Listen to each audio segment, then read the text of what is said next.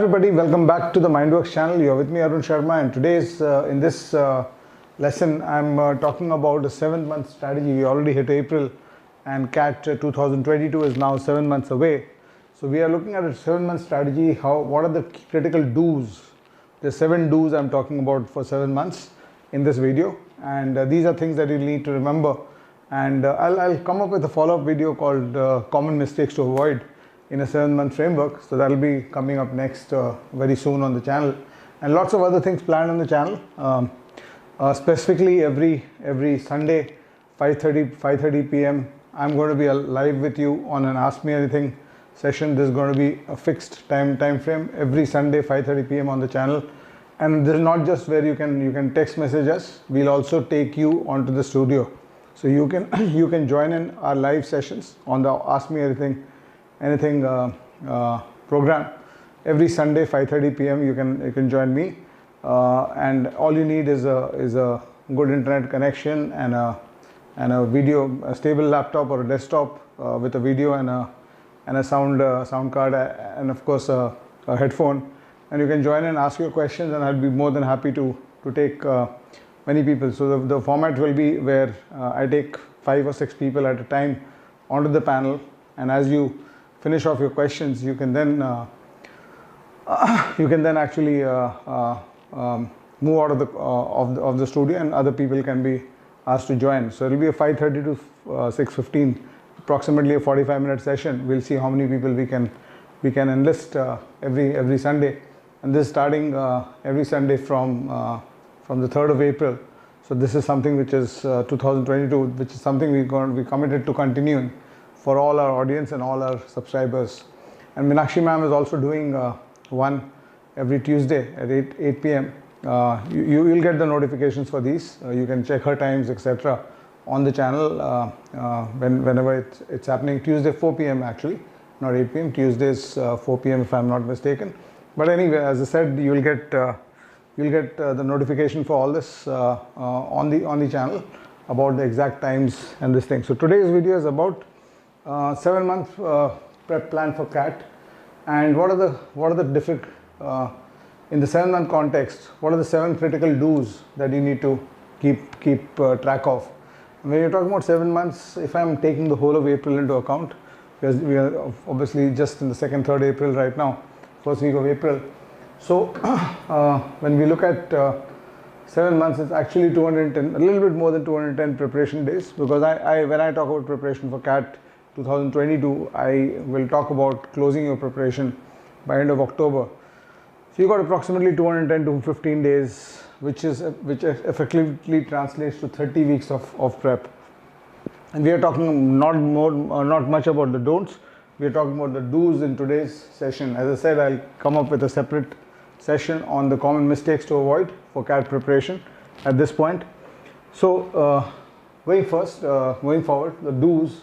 The first thing that you have to make sure that when you're planning your CAT prep, and I'm talking to you both for those of you who are just starting off, and also those of you who have already started their prep and into their prep for some time. Of course, you will have to modify the timelines, etc., based on what situation you are in your prep. Some of you might have just started a month or 2 ago. Some of you might have started 6 months ago and already completed portion. So depending on that, you can modify what I'm trying to say. But the first thing that you need to do is audit your skill level for each question type. Even if you're a starter, make sure that you do this audit. You need to audit your skill level for each question type, and based on that audit, you also need to have a plan with respect to time division between your prep cycle and your testing. So please remember, when you prepare for an exam like CAT, there are 2 parts of the CAT prep cycle. One is where you're doing prep with respect to question types and chapters in maths, question types in reasoning, question types in verbal, and even question types in DI, data interpretation. But the second part of preparation is where you take your mocks, analyze your mocks, and take feedback from your mock performance, and then you try to apply it to your prep cycle work, and you do more finishing off work on your prep cycle. So that's the second part of this thing. So when do you want to hit that testing phase is a question you have to ask yourself. And I'll give you my suggestions, but this is the first thing that you have to do in the context of your CAT prep. You have to define that.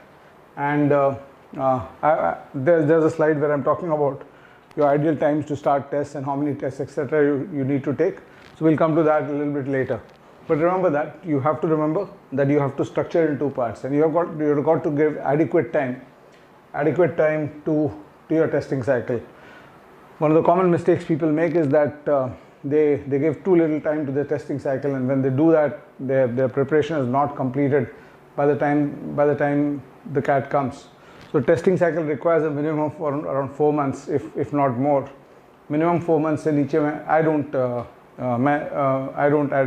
recommend for the testing cycle to be, which is why you will need to ensure that you start your test at least. If you're talking about October as the end point, that means your latest you have to start your test is by July. So more on that in the testing cycle, etc., and how many tests, etc., to take later. But the second point is, again, of course, you then need to plan your do's for each of the sections. So quant section mein, you have to budget your time, of course, right? And please remember one more thing. When I talk about quants, the first round, typically a good comfortable structure for the first round of your quant cycle is that you should operate at 1 chapter per week, and you just cover 1 chapter per week, cover the theory, do a little bit of assisted problem solving on the chapter, and then try to do the question banks of the chapter which you're going into self problem solving. So please remember, the turnaround process of quants is built around theory, assisted problem solving, and self problem solving. There are 3 parts to it, and ultimately this is what turns you around. So the idea has to be that you optimize the amount of work you do on this, so that you can actually turn your skills around by doing an adequate number of this. And every chapter, of course, has a certain number. The thumb rule is around 200 to 250 questions on most chapters, except the chapters of number systems, geometry, time, speed, distance, maybe functions, where you need, in each of these 4 chapters, you need to do around 400, 500 questions, because they're deeper chapters. And this is about self problem solving. So how much assisted problem solving you need is something that you need to do. And the other part of the budget, of course, you'll define your budget and your timelines based on whether you're just starting off or you are already into your prep. You have to plan. When I talk about round 1, it automatically means that there are more rounds that you need to do. So you need to visit back the chapter. It's very critical that you need to visit back the chapter, and for round 2, at least a 3rd round. Some chapters, if you're very weak at maths, might require 5 or 6 rounds for you to cover, but that's the pattern basically. So what happens is, if you're budgeting your preparation in such a way that you're trying to compete against the 100 percentiler, you are a 30 percentiler, or 70 percentiler, 80 percentiler thought level wise and solving skill wise, and you assume that ek hafta mein padh lunga to mera I'll be able to compete with him. It does not happen, because those people are very evolved in their thinking. So if you want to evolve your thinking, you have to plan multiple rounds. The general thumb rule for the second round is around 3 days. By 3 days, I mean around 10 to 12 hours. First round might be around 20 hours, or in decent chapters. Shorter chapters, of course, the first round might be around 10 hours only. But general thumb rule is 20 hours for the first round, around 8 to 10 hours for the second round. The third rounds and the fourth rounds take even less. They might take just 4 or 2 hours, depending on how much you've been able to cover in the first and second rounds. So that's this thing. The third do is in quants. The target, specifically if you're starting just now, the target has to be around 200 to 250 questions per week. That's the number of questions you need to attempt. Please notice that word. I'm not saying solve, I'm saying attempt. You need to attempt around 200 to 250 questions per week, because of the fact that the difference between attempt and solve is, a solution means you're only counting questions which you are able to get to the answer to. When I'm talking about 250 questions, 200 to 250 questions attempted, it could have a ratio of how much you were able to solve and how much you are not able to solve. So there can be a ratio, and that's what you come back to in the second round.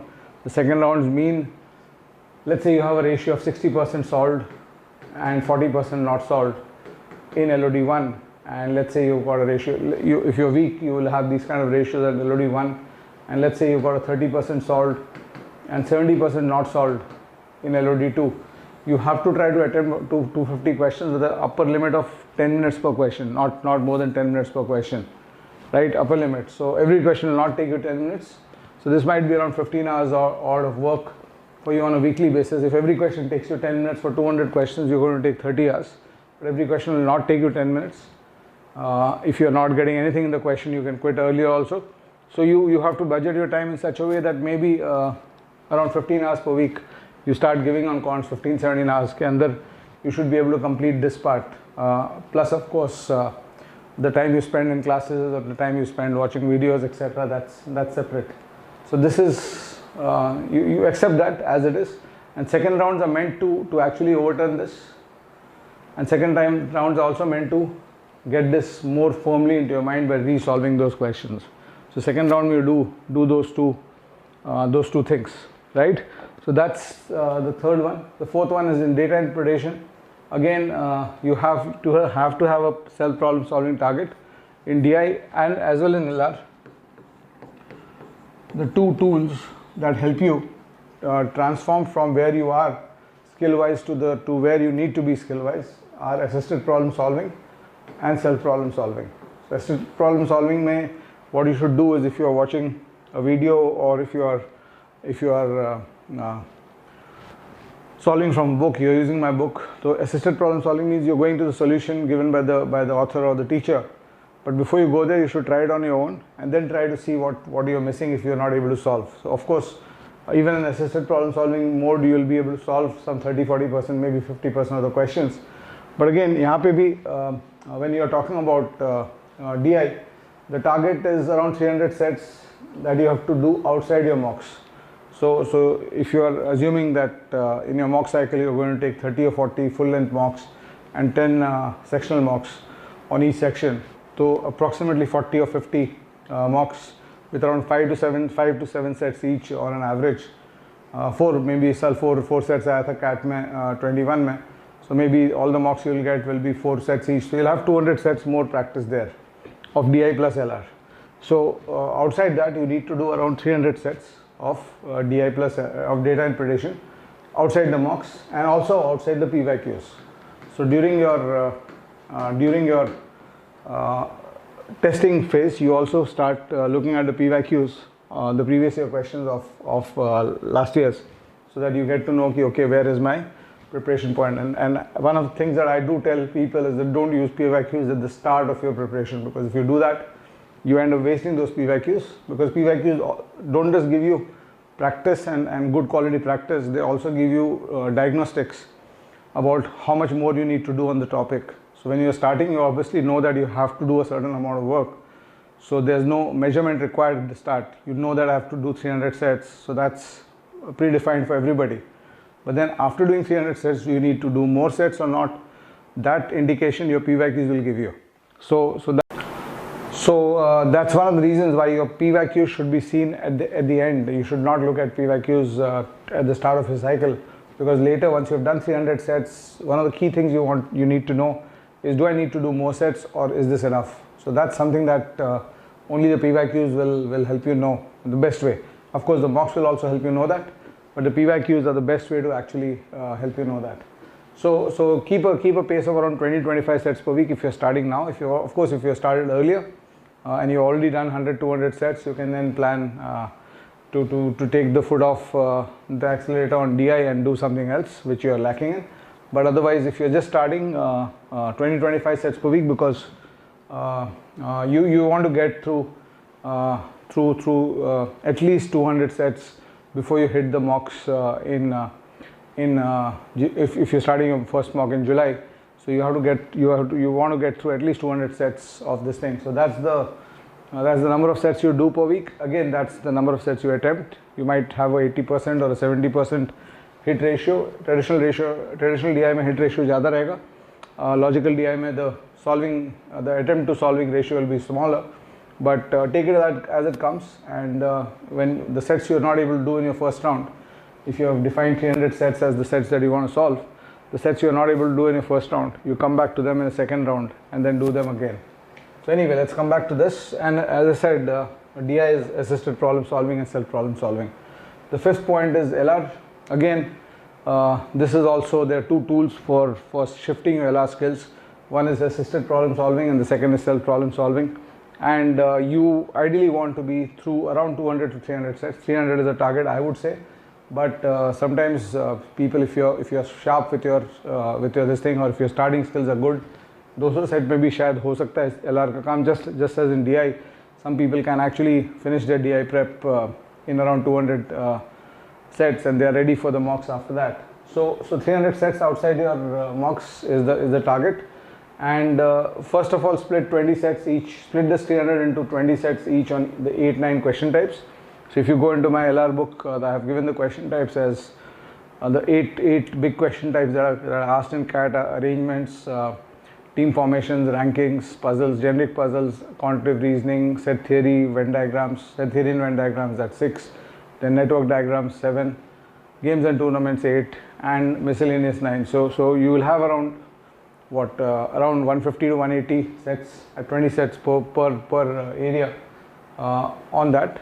And then after that, once you finish 20 sets on each area, then your solving and your practice should move into mixed question banks. Just like in DI, you are doing mostly mixed question banks. DI में don't try to headline your data interpretation with pie charts, bar charts, etc., because that's not how DI should be studied. DI, you have to split it between logical and traditional DI, and more on that later in a different video. But 150 sets of mixed practice is very critical to close your this thing, because in the exam you're not going to get chapter wise questions. In the exam you're going to get mixed. एक question Venn diagram का होगा, अगला network diagram का होगा, तीसरा puzzle होगा. So you have to be ready for solving it in a mixed form, right? So that's why the mixed practice is very important. And again, the process is that when you do your first round of 300 sets, the sets which you're not able to solve, let's say 40% sets you're not able to solve in the first round, so you are able to solve 180, you're not able to solve 120 sets. So you come back to those 120 sets in your second round, but try to avoid taking help in your self problem solving, because in the exam you're not going to get help. So you have to learn how to cross the barriers when you face them.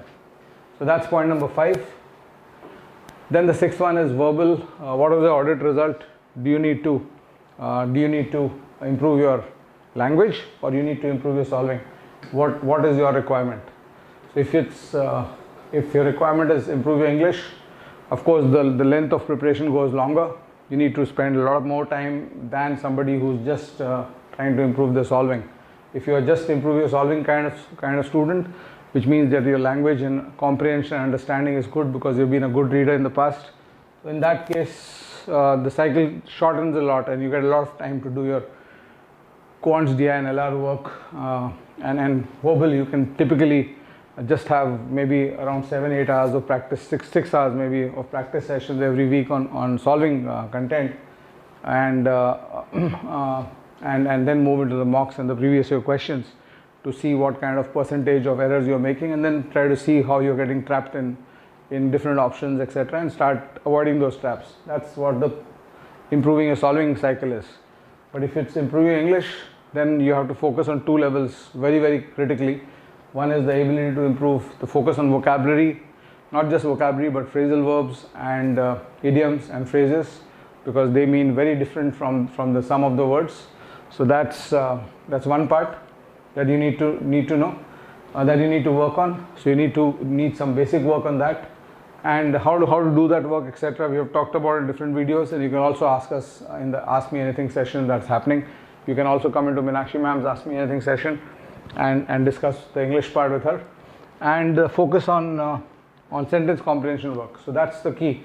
If you can understand how to comprehend sentences, you'll be good with everything else in terms of comprehension. This is the crux skill. If you can get across long sentences on difficult topics with complex language, once you learn how to decode those, your verbal actually takes a turn. So that's what you'll have to focus on in case you are on this thing. And of course, as I said, if you are only doing this cycle, you might need 6 hours of this. But if you need a lot of English improvement, then maybe you need a lot of reading and a lot of vocab work. So 10 to 15 hours will get spent here. And in your initial weeks, you can improve. You can just do solving for maybe 2-3 hours a week rather than 6 hours per week. Get more ready to understand, improve your comprehension. difficult topics, learn to turn around. I mean, when a topic is unfamiliar, you find it more difficult to read it. So a topic will remain unfamiliar if you have not read at least 100 passages on it. So the moment you read 50 articles on an unfamiliar topic, suppose you find international economics difficult to understand. So if you start reading 100 articles on international economics, that topic no longer is unfamiliar. So even if you get a complex passage on that, you'll still be able to understand it better than what you're understanding right now. So do that cycle also. And as I said, in case your focus is here, then you can reduce the focus on this for the first 10-15 weeks. Maybe you can do only 2-3 hours of solving and do around 15 hours of that work. Right, so that's point number 6. And the last one, testing strategy. As I said, the latest you should start your testing is July. At least plan wise, if you're aware about CAT, you should not plan ki I'll start my tests in August, which basically then means, and because we are in a 30-week cycle. If you think about this week wise, if I'm talking about starting in July, I'm giving you testing for around 18 weeks. That leaves you only 12 weeks for your portion, but that's the key point you need to understand, that you can actually pull your portion to maybe, your portion actually requires 20-22 weeks if you're starting from now. So it requires around 20-22 weeks minimum work, if not more. If your verbal is very poor, it might require even longer. So the way you actually split it, one of the mistakes that people make is that they say कि okay, इसको जितना stretch करना है करते हैं, उसके बाद testing start करते हैं. If you do that, your testing becomes too crunched, and by the time you realize that your score is stuck, it's almost D-Day. So that's why you should try to avoid this, and you should overlap the two. And your testing strategy should be at least 16 to 18 weeks between July to October, and some more tests in November. Hopefully by the end of October you should be able to reach your target scores, and 16 to 18 weeks between July to October. And in those 18 weeks, you should typically try to take around 40 mock tests and 10 sectional tests on each section at least. 40 mocks and 10 sectionals on each section at least. So this should be your testing strategy. And of course, you can split the tests starting with 1 test a week for the first few weeks, and then move to 2 tests and then 3 tests. So you can just plan that out. I'll come up with another video about your testing strategy, number of tests for CAT 22, etc. a little bit later. But just to wind up some promotional content about Mindworks, we have a CAT 22-23 program which is available, the regular course we call it, and the new batch is starting from 5th April. There are going to be batches. We start batches on 5th, 15th and 25th nowadays. So every 5th, 15th and 25th of the month we start batches. So you have the complete syllabus. When you join the program, you get the complete syllabus in a pre-recorded form first, and then also we have on-demand live classes. By on-demand we mean I mean of course we have a schedule in which we do the live classes, but we also give you the option of demanding classes. So if a student asks for a doubt clearing session, or a student asks कि ये वाला chapter मेरे को फिर से पढ़ना है, ये वाले chapter में मेरे को 10 question और करवा देना है किसी faculty से, we actually take demands from students, and we schedule classes like that. And of course 50 plus mock tests and complete GDP are included in this. So this is our regular program. And then we also have got the CAT Plus program, which also starts in the same batches, but in the CAT Plus program we have courses, we have soft skills and communication development courses inside it. We have personality development and the personal mastery program. That's a program that is coming from my side. We're launching it soon. We have courses on economics, history, digital marketing.